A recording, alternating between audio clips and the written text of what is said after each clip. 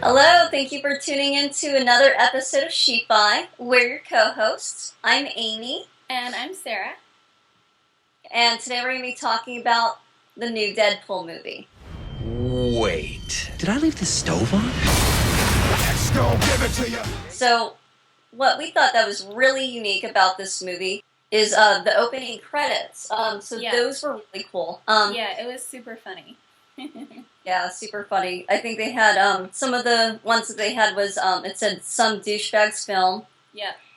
And then they kind of mentioned kind of the typical characters that you'll see like in a Marvel movie or in most action movies. You've got like in place of where you would usually give like the actors' names, they said these funny things. Yeah, so they have like the hot chick, the British villain. They put God's perfect idiot, and then they pan to like a picture, an old People magazine with a picture of Ryan Reynolds. And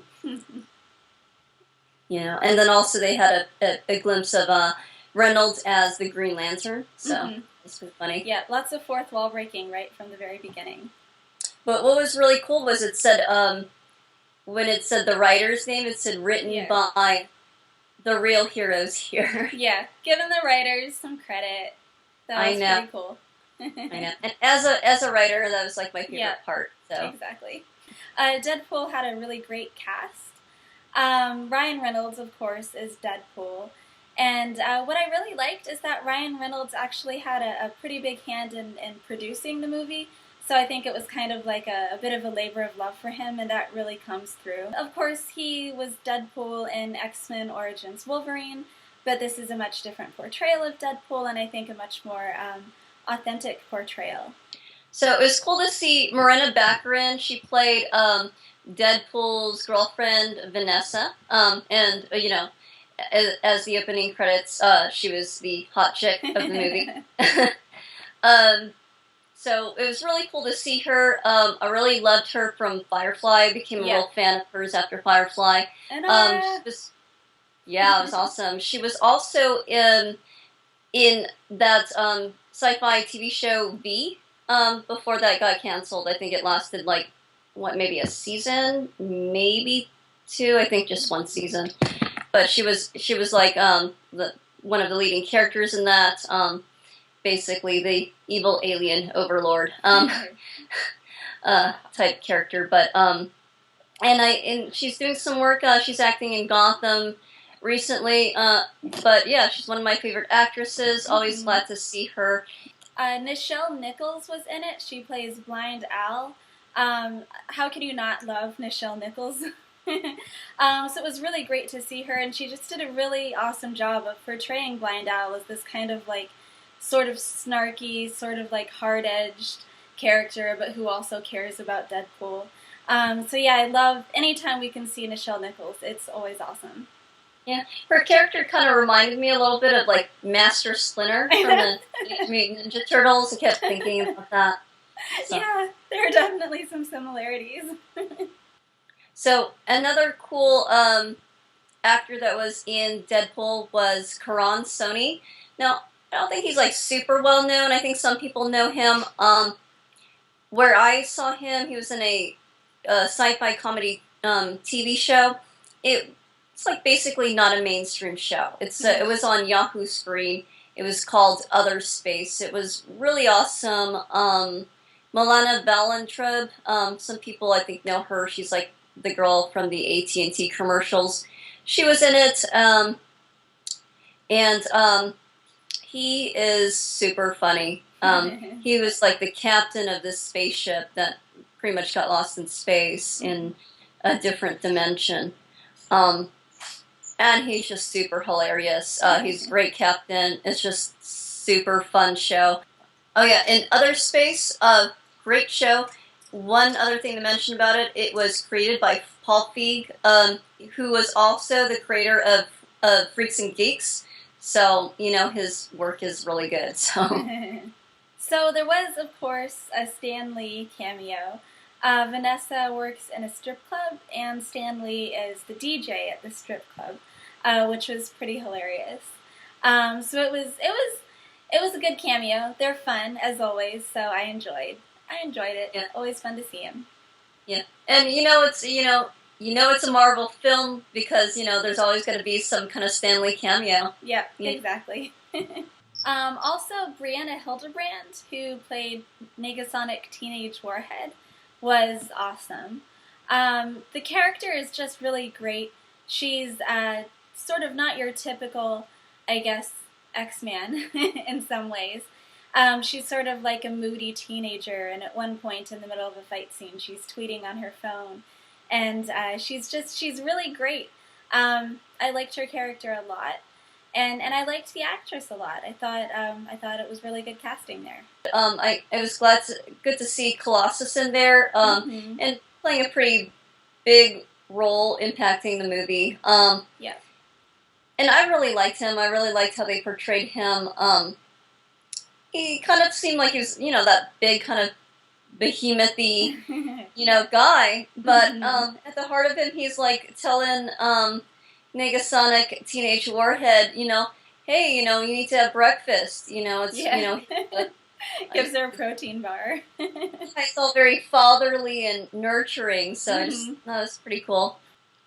So what's really cool about Deadpool is he's not like your typical superhero. He's not like Captain America or Superman. He's not all righteous in goody two-shoes and doing the right thing all the time.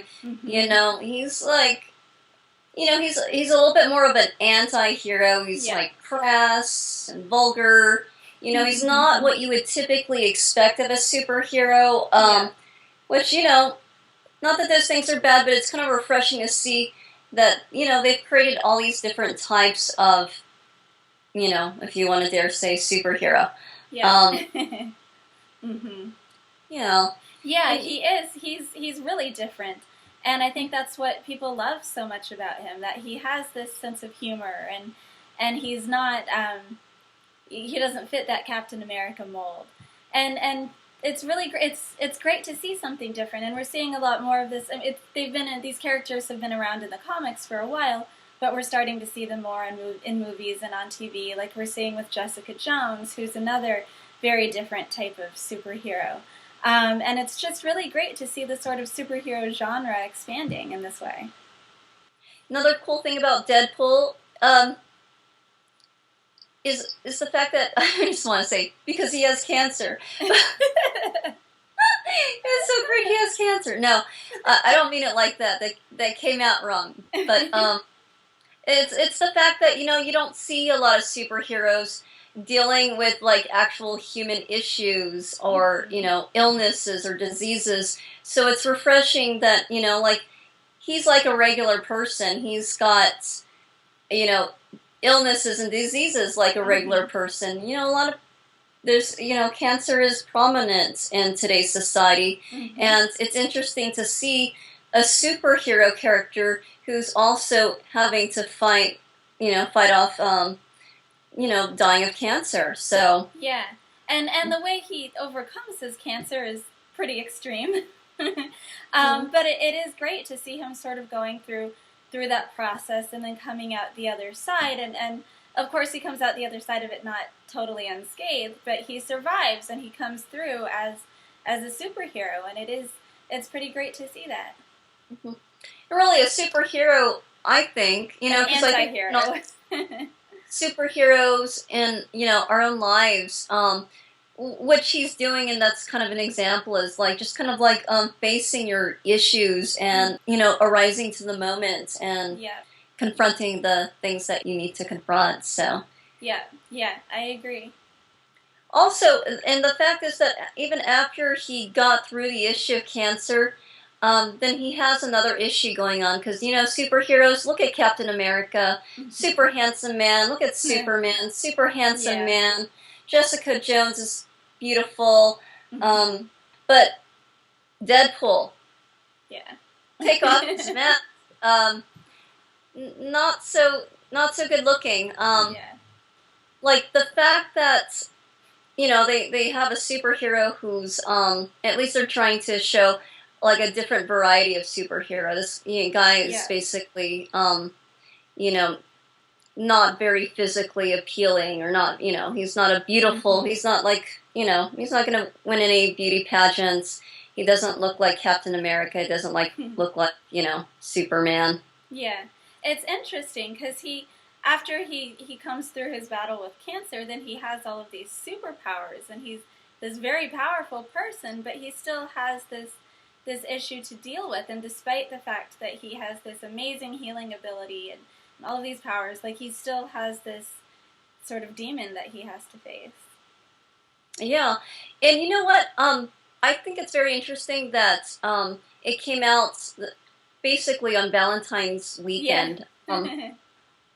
And I was thinking, well, that's, okay, cool. I want to go see it, But actually, it might be, I think, a really good Valentine's Day movie, because it was really about love, Mm-hmm. Yeah, it was, for sure. And not the love that you see with, like, two perfect, beautiful-looking people. Rachel Adams finds Channing Tatum, and they fall in love. These two beautiful people, and they get together. It's just like, well, this Marina Baccarin is super beautiful, but Deadpool, after being mutated so badly and having his face all screwed up like that, he's, he feels like he can't be with his, his true love, because he's afraid that she won't accept, how ugly he's become. Mm-hmm. But at the end, she accepts him, So to me, that's more of a love story than like, I love you, and you're perfect and beautiful looking, but you weren't, Yeah, I agree. I really like that aspect of it a lot. And lastly, the post-credits scene. Of course, because it's Deadpool, it was Deadpool speaking directly to the audience. He's wearing a bathrobe, like he sort of just got out of the shower, and I was reading where it was sort of maybe a bit of a tribute to Ferris Bueller, because the robe looks similar to the one Ferris is wearing in the shower scene. And there's sort of, you hear in the background, the sort of like chicka-chicka sound effect, which you hear in Ferris Bueller. And it was the most exciting thing about it is Deadpool sort of tells the audience that there is going to be a sequel and that Cable is going to be in it. So that'll be really fun to see. Super looking forward to the sequel. Thank you for tuning in to another episode of Sci-Fi. And if you really like this video, please subscribe to our channel. Bye. See you next time. Bye. See you next time.